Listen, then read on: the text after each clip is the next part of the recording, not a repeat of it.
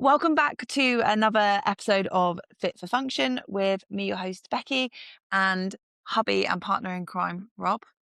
Yo. Today, we are talking about 5 fitness myths within the industry. There's a lot of information within the fitness industry, and I think a lot of it is really, really good marketing. And then it's knowing what's true and what's not true. And that comes with knowledge. And hopefully we can give you a little bit of knowledge today to help you to myth bust some of those myths that we think are the top 5. So we've got a few, or we'll start with a few. Rob, I'll hand over to you first. Yeah. What do you think is one of the biggest myths within the fitness space? Well, firstly, this won't be, I don't think this will be the only fitness myths episode we do. No, 5's not enough. There's a million. 5's not enough. And I think you hit the nail on the head. You said something really interesting. A lot of it is just great marketing. Oh, it's such good marketing.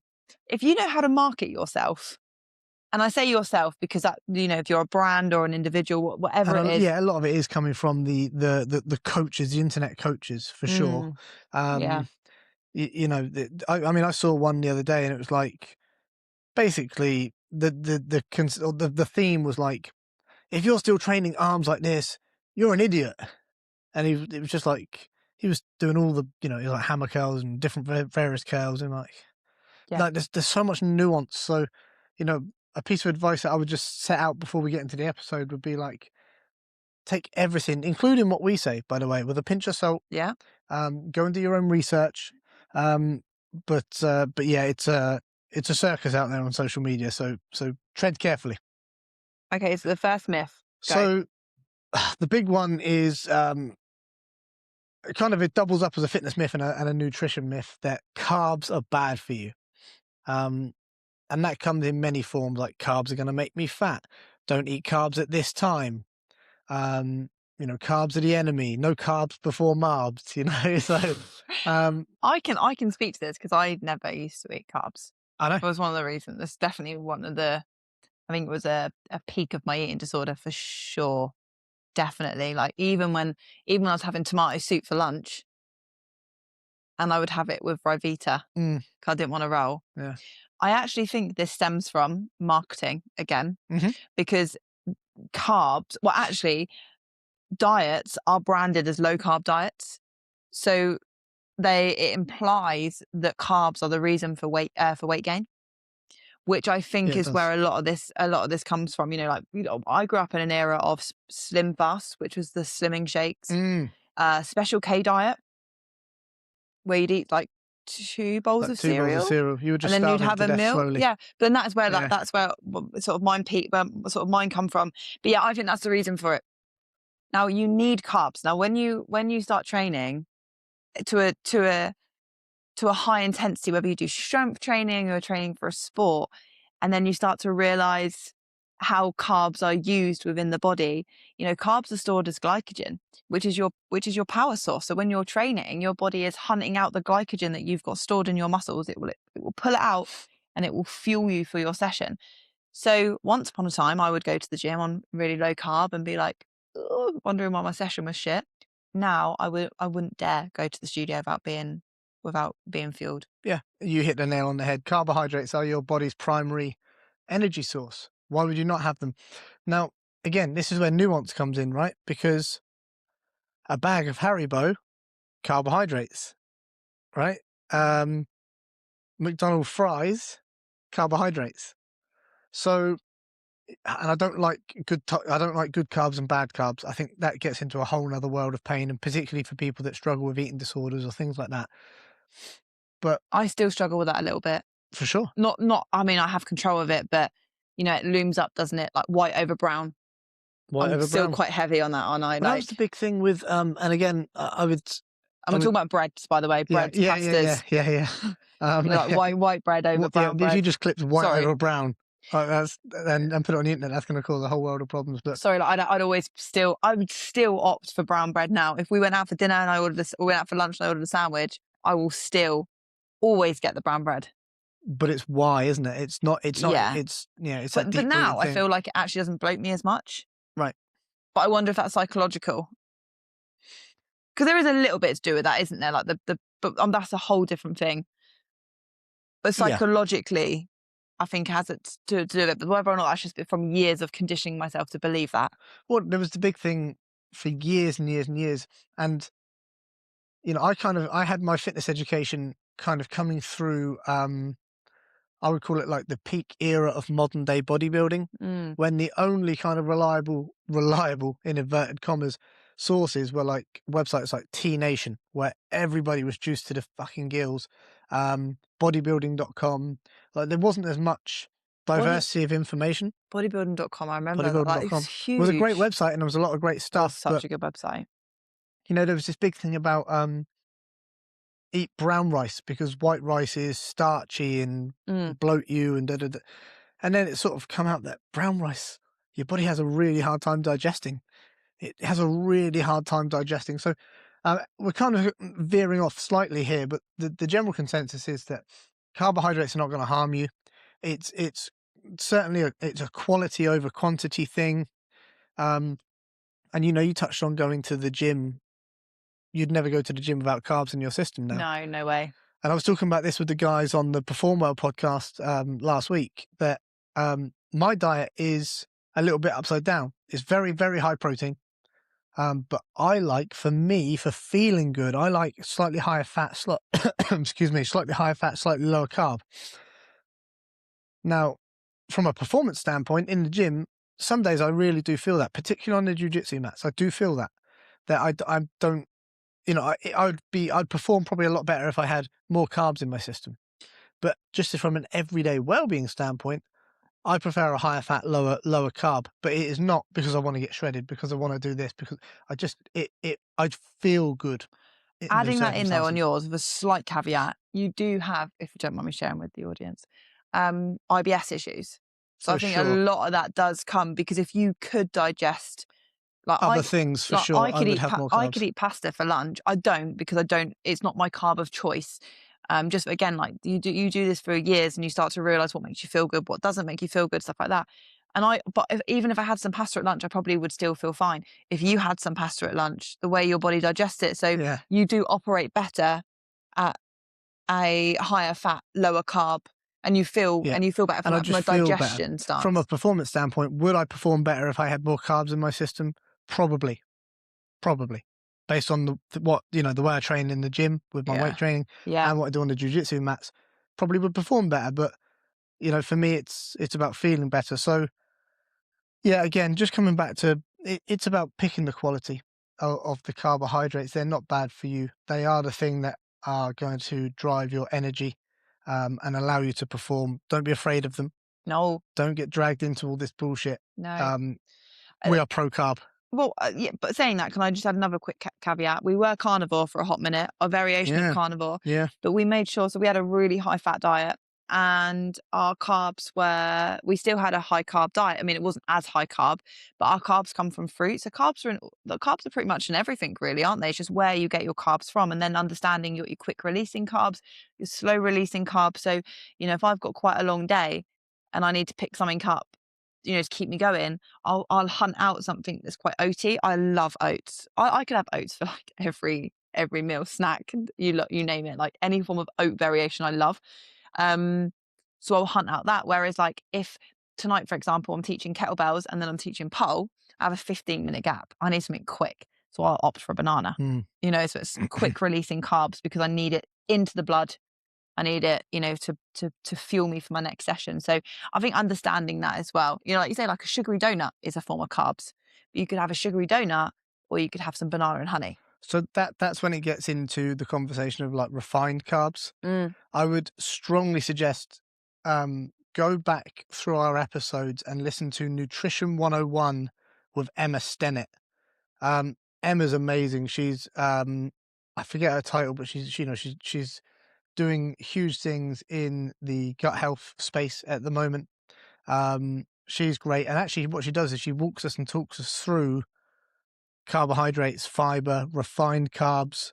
So I don't want to get into that. I don't feel I have the education to speak on that, but go and listen to Emma speak on it. Nutrition 101. Mm. Literally, if you're watching this or listening to this, just keep scrolling down until you see that.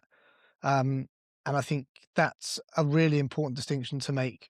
Refined carbs are not good for you just in general. Yeah. Well, you can start to feel that. I've literally just been speaking to a client that was who was has now been able to identify the sugar crash Interesting. that she gets. And that was something that I noticed when I was sort of 16, 17 Hmm. working in retail. I used to drink like 2 bottles of Coke a day and have Yeah. like some fizzy sweets and then Right. wondering why I was plummeting. Yeah. It's actually one of the biggest reasons why I don't have sugar in my diet day to day, because I can't deal with the sugar crash. It hits me Right. really hard. Um, and then when I started to realize that was what it was, it's like it's just a no-brainer now. Like you very rarely see me drink fizzy drinks anyway. Like even when we go out for dinner, I don't Mm, ever opt for a fizzy drink, and it's no. because of that. It gives me a really bad sugar crash. So it's just how then you start to realize how you feel after certain carbs, and like sort of what I was going back and saying about lunch. You know, I like to have rice because I feel really, really good on rice. So then starting to feel, understand how you feel when you consume what carbs. But anyways, that's definitely one of the biggest ones. Carbs are bad for you, and I've been caught up in that, and it's really hard. And I think until you start to consume carbs day to day, and be able to link it to your performance and how you're feeling, you then it doesn't really give that true reflection until you can see it and feel it, and then you're like, oh, okay, that session was really, really good for me. Well, actually, I had rice and potato yesterday, and I had some oats for breakfast. Actually, maybe I was really well fueled, and you can connect the dots for yourself. Totally agree. My final point on it would be kind of in line with what you were saying there is it's also okay just to play around. Mm. Be like, okay, I had potato yesterday and I felt heavy or sluggish but when I eat rice, I feel play around, find out for yourself. It's your body. Different people respond to different things. And So and that goes for the quantity too, right? Like potato, you get a lot of bang for your buck with potato. yeah, Can and have sweet potato even more. Yeah, so, maybe, but like you say, if you then have it and you feel a bit ugh. But anyways, Yep. that's the first myth that Yep. we really, really that we wanted to combat. Second one, Mm. spot reducing fat. Yeah. Let me tell you where I think this one comes first. Comes to. I think this is going to be my way throughout my thought process throughout. It comes to marketing, back to marketing, because you get like burn belly fat. Took the words out of my mouth. That's the big one, burn belly fat. Do you want toned arms? Do you want toning is actually another one. Yeah, we'll So get to toning. Actually, let's that probably ties in quite nicely then because now they're let's back to take back. they are back to back. So our two, is spot reducing fat and toning. Yeah. But spot reducing fat, well, what we talk about with spot reducing is saying like a specific area. So we're saying like, I am not happy with my lower stomach, or I'm My not happy legs. with my back, or my legs, and being like, I just want to work on that. It's not how it works. It's very systematic when you lose fat, and you can't program your body.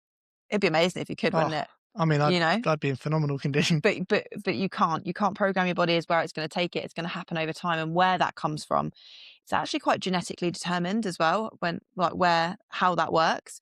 But you can't give a preference. No, and like, I'll give a personal anecdote.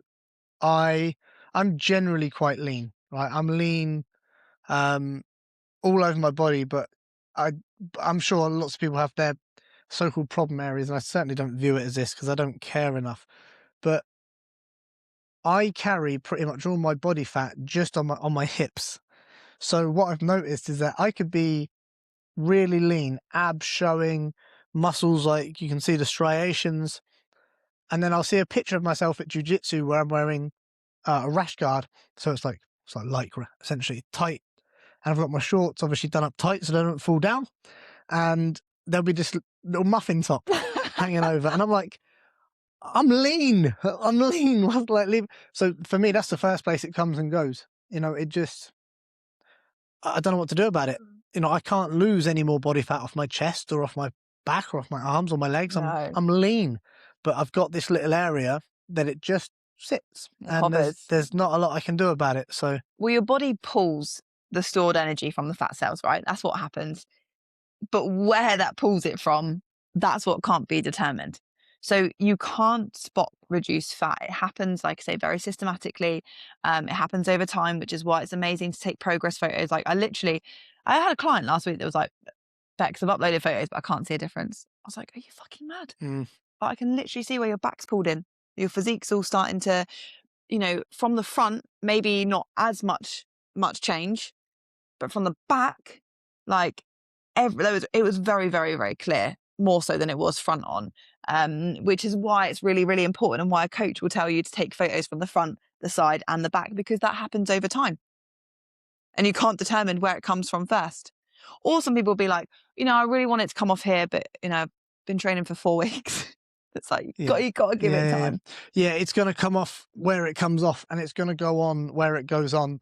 I mean, I guarantee everybody watching this knows full well that they have, again, I don't like using the term problem area. I don't see it like that at all. And I don't think you should either. But there'll be a place where you have, It's a little bit more highlighted. yeah, like when you start to put on a bit of weight, maybe over Christmas or on your all-inclusive holiday in the summer, there's a place you'll notice it first. You'll be like, oh, there it is. And that's cool, by the way, right? So yeah, I mean, Bex and I, we make a real big deal about not trashing online coaches or gurus or people that sell you stuff online. And we like to think that when we do promote our services, we try and keep it fairly level. Mm. But all I'm going to say is, if anyone's telling you that they can help you lose it from your legs, from your bum, from your stomach, be very, very wary, be very, very cautious, because it's simply impossible.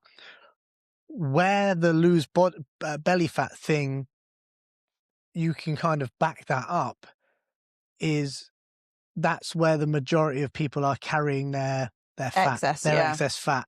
And so just generally, just by the process of making you leaner, you will lose belly fat. Does that make sense? Yeah. And also, if you've got a burn belly fat program, I mean, I could be wrong, but I feel like people program exercises that make you feel like that you're working that area, so that, Right. That's a really good point. So like if you've got yeah.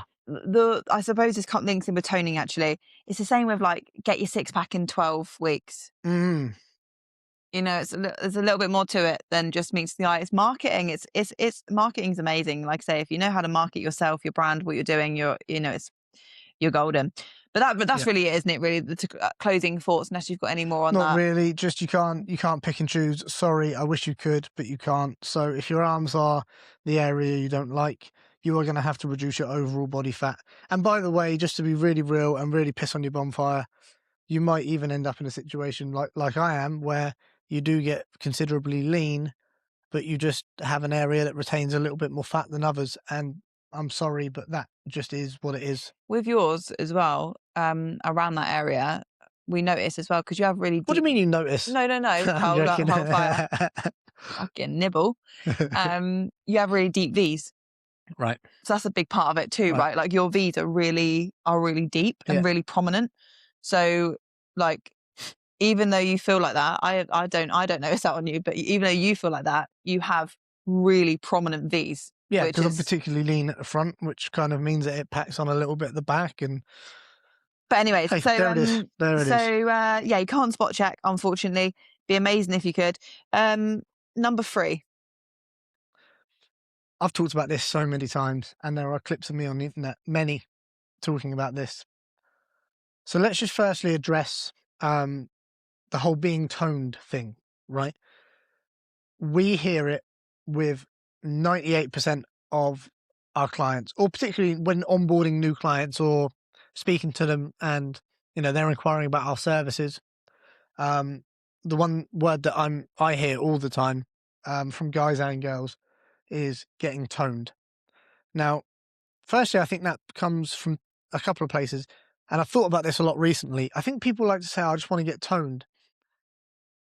Maybe because sometimes they feel embarrassed about saying what they really want. Do you know what I mean? They're sort of people go, oh, well, like, particularly guys, but like, oh, I don't want to get, massive. I wouldn't mind just being toned. And I'm like, what do you really want? But that's by the by. Being toned is a thing. People do look toned. People are toned. But let's just get it out in the open what this is. Being toned, I call it a shrink wrap effect. It's being able to see. That's a good analogy.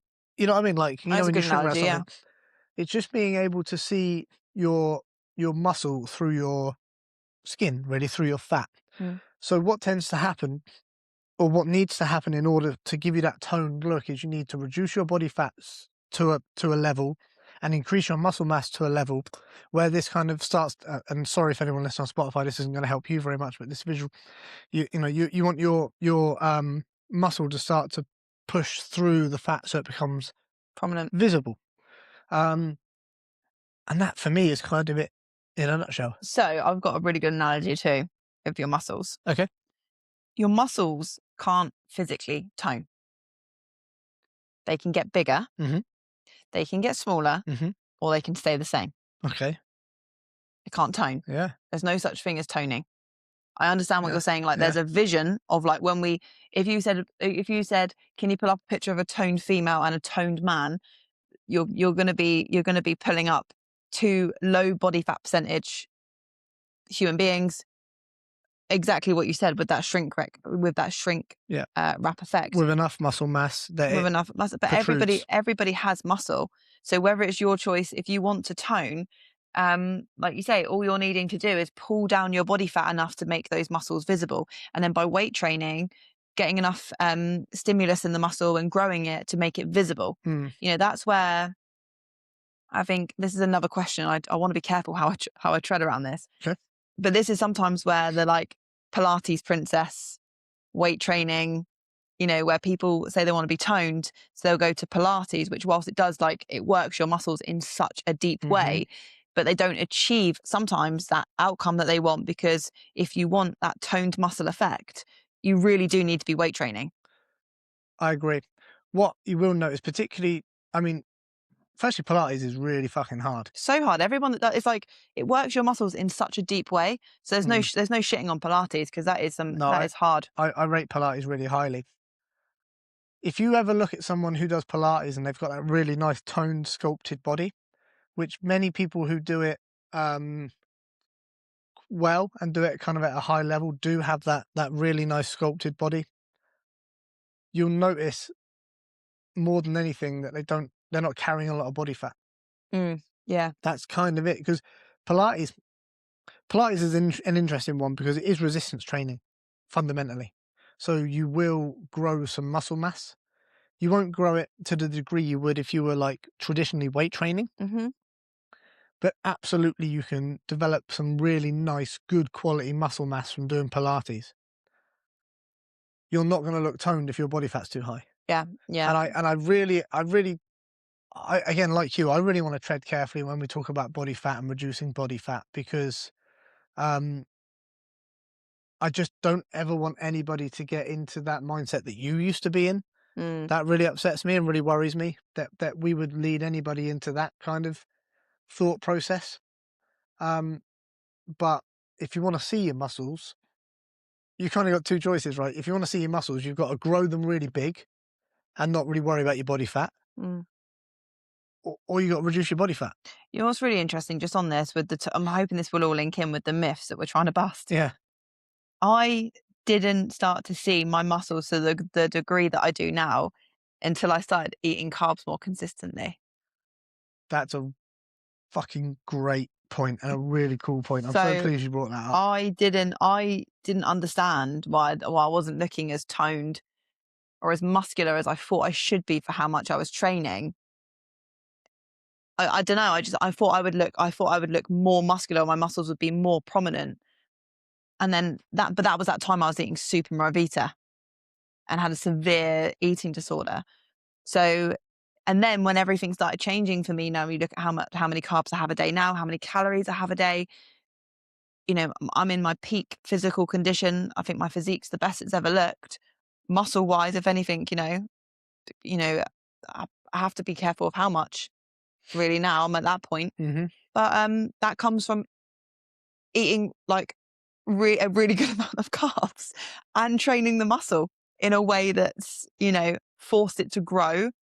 So yeah, just really quickly linking that. No, I think that's a great point. I'd just like to stay on that actually, because um, I want to be really clear that whilst a calorie deficit is an essential thing if you want to reduce your body fat and your weight in general,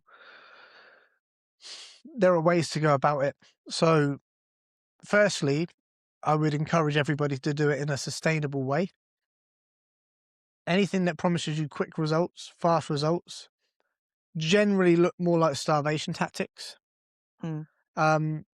So I'll give you a quick example, and I'm probably going off on a slight tangent, but I want to give you some context here. If you sign up to be coached by Bex or myself, you are signing up for a 4-month commitment minimum. The reason we want 4 months is because we don't expect you to get it right from a nutrition standpoint for probably 6 to 8 weeks. Yeah. But also what we don't want to do is try and get a quick turnaround, shred your body fat down, do a before and after that we can chuck on the internet so we can sell our services. What we want to do is help you do it over, sustainably over a period of time and do it in the right way. Particularly, and I know you champion this because of, the situation you found yourself in with an eating disorder. You can't just, it's like juice fucking fasts and, please, please, please be careful. And so that was a really long-winded way of getting to this point, which is, can you tell the people how many calories you're consuming on a daily basis to look as lean as you do? I think I'm consuming about 2,000 to 1 at the minute. Because all I see everywhere, and again, I've got to be really careful because we don't like shitting on other people in the profession because everybody's just, doing their thing. But I'll see things where, we see, particularly female coaches slamming calories down to, 1,000, 1,200. Like, And I cringe so hard. it's like, And they'll talk about how you can still eat a cream egg, and still have abs, and you're eating 1,000 calories. It really upsets it's me. so unhealthy. It is. So just to that point, you're eating about 2,100 calories Yeah. to look as lean and as toned as you are. I just wanted to get that out there so we can probably clip this up as a Instagram clip, but just so we can sort of say, listen, you don't always have to be starving yourself to achieve these results. Fuck no. I can't actually go under 1,800. Okay, tell me about that. 1,800 is my absolute lowest. I think, like, if I consume 1,800, I am like almost that feeling of hunger. Right. Like, but that hungry deficit feeling. Like, I know my body well enough. Like, if I went under 1,800 and went even lower than that, oh my Christ. But then you start running into things like, but I can't perform how I want to perform. So for my body weight, for my height, and for my, the lowest deficit that I could probably put myself in, actually no, it's all irrelevant because it's all done on how much you work out. So probably the lowest I could go on is 1,800 based on my current activity level. But and you're quite tall, bear in mind. I'm tall, but also like the what I do is so physically demanding. So I'm not just going to the gym once a day and like, it's not like I go into that one workout and then sort of can recover for the rest of the day with food, like throughout the day. Pole is like a form of calisthenics, Yeah, and we're doing like 3 hours tonight. Yeah, of 3 like hours. A mix of kettlebells. Exactly. And, on the pole stuff. Thursday's a really long day, 3-4 hours. I do jiu-jitsu in the morning. Saturday's like a major session for me. It's all power and dynamic and explosive movement. If I don't fuel, I can't do it. So, or I run the risk of injury. That's also something as well. So yeah, a little bit off topic there, but like just to connect that back, that was when everything changed for me. When I started realizing that when I was eating more, I was performing better and I was looking better. I was like, oh, got it. Yeah. So yeah. I didn't realize when we wrote these how well connected and how well they actually run into each other. So we've got 2 more. We have 2 more. Training abs will get you a 6-pack. You want me to start on that? Yes and no. But yeah, jump in if you want to. So this is a really difficult one because you you can't just train abs and get a 6-pack. Yeah, you can't just do crunches because it comes back to spot reduction, right? Yeah. So your core is a little bit more complex than what you think. So when we look at the core, when we look at the 1, 2, 3, 4, 5, 6, 7, 8, 9, 10, 11, 12 pack. No, when we talk about the 6-pack or the 8-pack, they're your prime they're your prime movers, is what I explain them as. So doing little sit-ups and crunches and stuff like that. They're the show muscles. That's what I like to call them. They're your show Mirror muscles. muscles. Yeah, they're the ones that are going to get a bit of a pump, and you're going to flex, and it's all going to be like. Yeah. But depending on you know, what you want to do and what you're trying to achieve, even though I think everybody should do this anyway, you want to train that deep core muscle. So Yeah. so for example, the obliques wrap around your body. They're like the corset of the body. You know, you've got deep core muscles that the prime movers just can't work. And in order to get that strong core effect, you need to be training all of it. You need to be you need to be training sort of core stability, training through different planes of motion as well, through weight. You know, like I actually don't. Maybe I do a little bit now, and I only do because the girls ask for it. Because I still think it's very much like, can we do some ab exercises? Because I think people like the feeling of directly training their core. I don't train core. I've never gone to the gym and like added in core Hanging exercises. leg raises. So I've only started adding those in for more core compression, which is linked to movement versus aesthetics. Okay. So that's the only thing I would say there. I don't do hanging leg raises though. Are like one of the best core core movements. And with that, by the way, what I mean by this, by training your core, I think everybody should have a ab exercise in their full body workout. Mm-hmm. I think it's important to still target and train the muscle specifically. But it's people that go in and go, right, I'm going to go and train abs today, and just train like sit-ups and crunches and stuff like that. Yeah, I don't know if this is still a thing, but it used to be, I don't know, maybe I'm going back 20 years or so.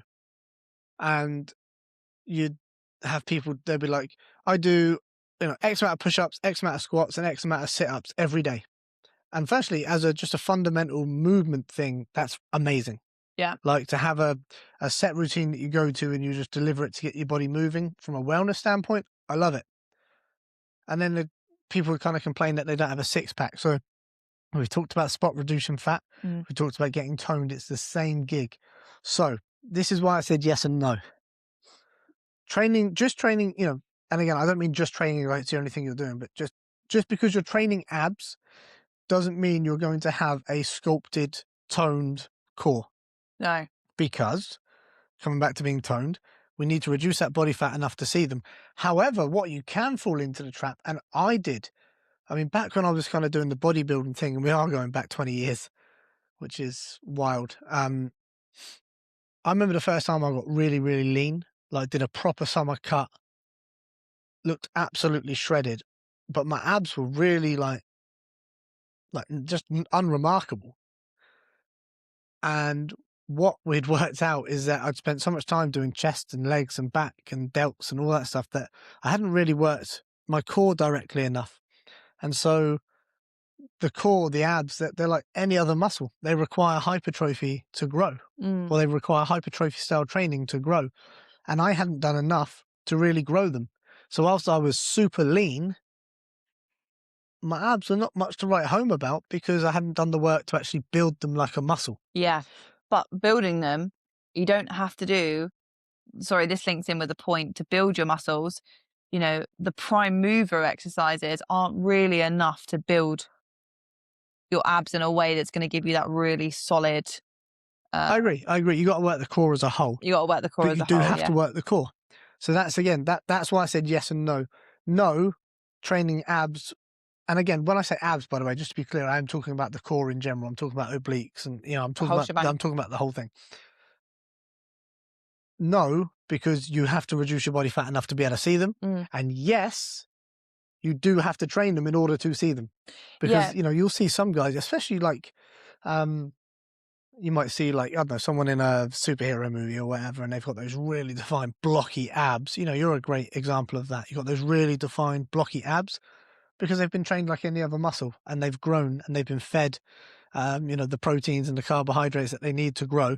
That's the big one. That's, that is it for me. It's the yes and the no.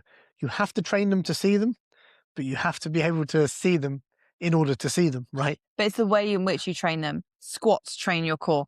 deadlifts train your core, especially if you're weight loading, right? If you're, I'm not talking just doing some squats with maybe a 5 kg dumbbell or a kettlebell. I'm talking like Yeah, heavy, heavy load the squats, back. load it up.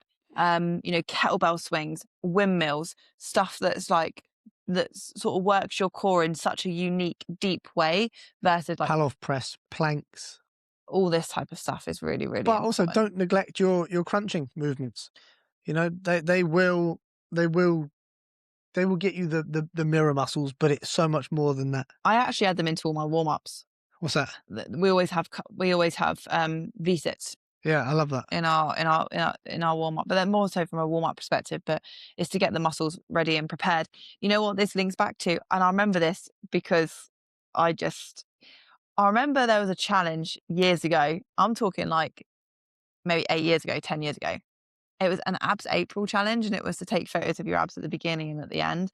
And I remember we lived in our first house, not the flat, the first house, and taking a photo in the mirror and like seeing my abs, but not just again for the how much I was training. I was like a little bit disappointed with how they looked because I was like, why are they're just still not really looking how I would expect them to look.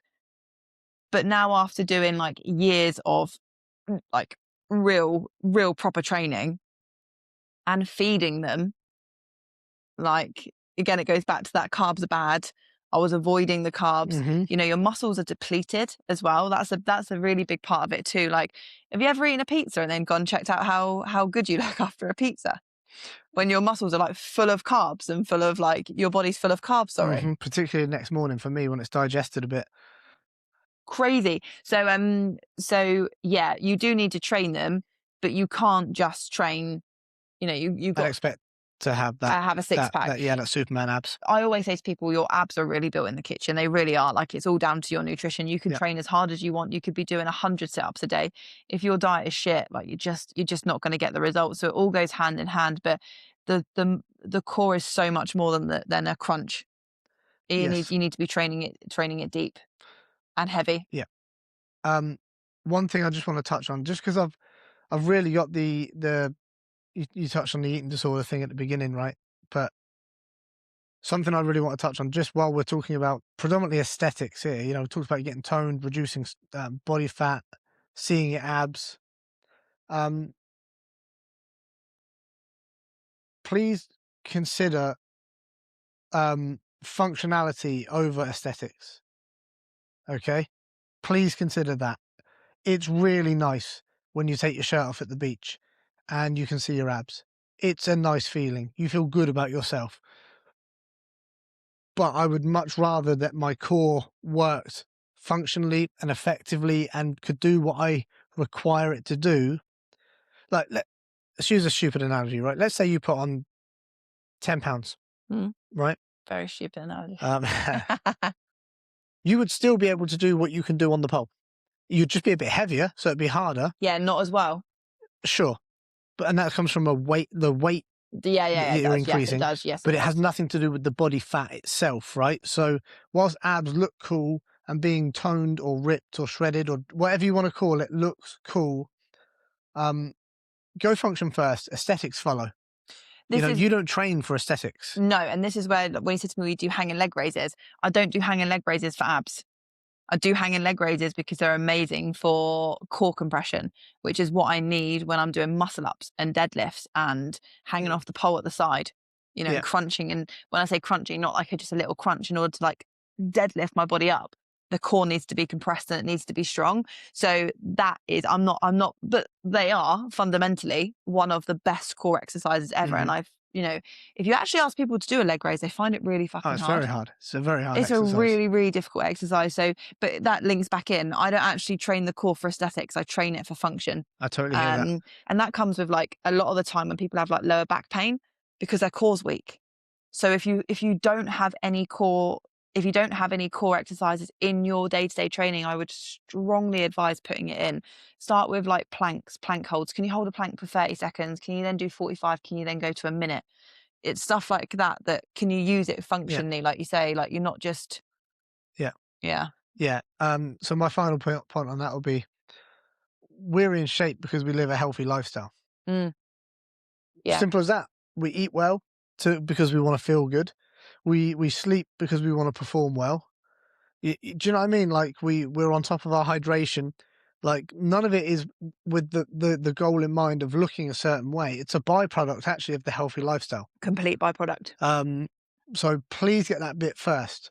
Yeah, If you the best way for me, the best thing you can do to get in shape and look a certain way is start with the foundations of living a healthy lifestyle. And then you'll be more inclined, by the way, to want to go to the gym, to want to eat healthy because you'll feel fucking good about it. well, we spoke about this before, right? Like when you go to the gym, the chances are of you coming out and then wanting a pizza or, is very Yeah. slim because of that. It's all interlinked. Yeah. So, yeah, the last one, Yeah. longer workouts. I used to be quite guilty of this too. Well, actually, not longer workouts, more workouts. So let's use both, right? Yeah. Longer sessions or simply more workouts do not necessarily equate to more results. And again, it's nuanced because there's Yes. a yes no element here. Yes, because athletes will train like twice a day. Yep. So the nuance comes down to your situation, what Yep. you're training Yep. for. But do you want me to continue on this? Ultimately, it comes down to what's happening outside of your workouts, your recovery. Mm-hmm. Because if you're not, take we actually watched a really interesting training video that what's that guy's name? The boxer. Oh fuck, his name escaped me. Um we watched his training vlog on YouTube. Alexander No, Usyk. no, no, the guy from the UK, the heavyweight, the one that blew his knee out, his ACL. Oh, the UFC guy, Tom Aspinall. Tom Yeah, Aspinall. yeah, That yeah. was it. We watched Tom Aspinall train, and he trains in the morning and then the evening, Yeah, right? many martial artists do 2 a day, so yeah. Yeah, yeah, yeah. But when you looked at his training blog, and we've watched like McGregor's as Yeah, well yeah, yeah. when we've done his, um, they tend to have a nap during the day. They will eat an ungodly amount of food Mhm. and meals that Yeah, are yeah. that are prepared for them, and Yep. so there's a lot of, I think the nuances come from your circumstances because if you can't let your body recover, you can't do it. So like you just put yourself in a horrendous situation. Like if you're training for like 2 hours and then you come out of the gym and you haven't refueled and you're not hydrated and then you weren't fueled before, but you aren't even like fueling afterwards. You are swimming in dangerous waters. Like you are leaving yourself so exposed, and then you go again. So your muscles are depleted, they're broken down, they've got no way of refueling. Muscle fibers are breaking, and then you go back in again for a long session. Like that was something that actually took me a really long time to understand. Yeah. A really long time actually. With the eating come before. I understood the eating part way quicker than I understood the recovery. Because you're amazing at recovery. I could still be like, no, I'm going. Yeah, I mean, I've learned to get better at recovery. I've been a fairly, I mean, up until, my 30s, I was a high level athlete. And so I learned to recover pretty quickly, but, um, yeah, look, when it comes to and I think that, but let's talk longer sessions, right? So there comes a point of diminishing return when you're in the gym. Yeah. There's some really good stuff. And by the way, I always think you should learn, if you're interested in just general fitness, I think you should learn the principles of bodybuilding. I don't think bodybuilding is a particularly healthy sport, but It's good for I think, understanding. I think they're, firstly, I think they're fantastic. Yeah, for understanding muscle mechanics, stimulating the muscle, um, Isolating. isolating. They're very good with their nutrition, their rest. And I think if you can then take that into the general fitness arena, and there's some really cool stuff about, let me start again. There's some really cool stuff from a guy called Dorian Yates. Dorian Yates is one of the greatest bodybuilders who ever lived. He's a British guy. Is he the guy that's all those videos keep popping up Yeah, recently? lots of him Yeah, on yeah, Andrew yeah. Huberman Yeah. and other big podcasts at the moment. And it's really fascinating to hear him talk about his training methods of get in, smash the muscles, get out. We're not here to grow in the gym. We're just trying to stimulate the muscle. And we talked a lot about weightlifting, right? But what's really interesting when we talk about longer sessions is, you know, when you're preparing for a marathon, you never, like, if you're training for a marathon, you never Yeah. actually run a full marathon. No, you get up to 20 miles. So you get up to about 20 miles, yeah. So you'll do your short runs and your long runs, and there'll be days when you push a bit further and a bit harder. But you know, you nailed it. It's all about the rest. So Oh, if that isn't happening, like you can work out all you want, but if you're not putting the protein back in the body, if you're not putting the carbs back in to repair, well, that goes for protein, that goes for fats, it goes for everything really. If you're yeah, not putting everything back in, if everything happens in the sleep, if you're not sleeping well, you can just sometimes I'll wipe out my whole client's week and be like, I don't want you to focus on anything else but getting your sleep right. I actually gave a client that this morning. you know, She was sleeping sorry, 6 hours every day, like, and feeling like shit. We need to sort that out first. for You sure. know, I don't even want you focusing on your training if you can't sleep well, because you're just not gonna. So you have to understand the recovery piece way before you can, yes, longer workouts. And like, listen, you might have like 2 hours to train, which is cool. Then like, maybe do like an hour's workout and spend some time doing some stretching. Be sensible with your workouts. But if you're in the gym longer than, or even up to 2 hours. So yeah, if you're training, sorry guys, our camera's just died on us, so we're now hopping over to our laptop. Our So we're poxy just little webcam on that. yeah. So We've we're got a just brand new camera. Hopefully, the quality of the visual was great. and no, Yeah. listen, it arrived. It was supposed to arrive at 1:30 today. We shoot our podcast at 3, and it arrived at 2:45, and we're so fucking impatient Yeah, we that we just wanted to do it. So, yeah, if your workouts are taking 2 hours, you're training all wrong. You can be way more effective with your workouts. But hopefully, that's given you a bit of an understanding of our myths, busting them, what we advise. Again, just take it with a bit of a pinch of salt. Collectively we have sort of 35 years plus maybe experience between us, so we're talking, and this comes from an experienced place. But again, make up your own mind what you think is best for you and what works best for your body too. Any closing thoughts? No, that was a good one. I enjoyed that today. Yeah, I did too. Hopefully that was useful. Hopefully that was valuable. My only final thing would be that, listen, there's more to fitness than just aesthetics. I feel like the fitness industry has become the beauty industry recently. So, you look great. Don't worry about it. Let's just focus on getting healthy. The aesthetics will follow. Love that. Great. We'll see you next time.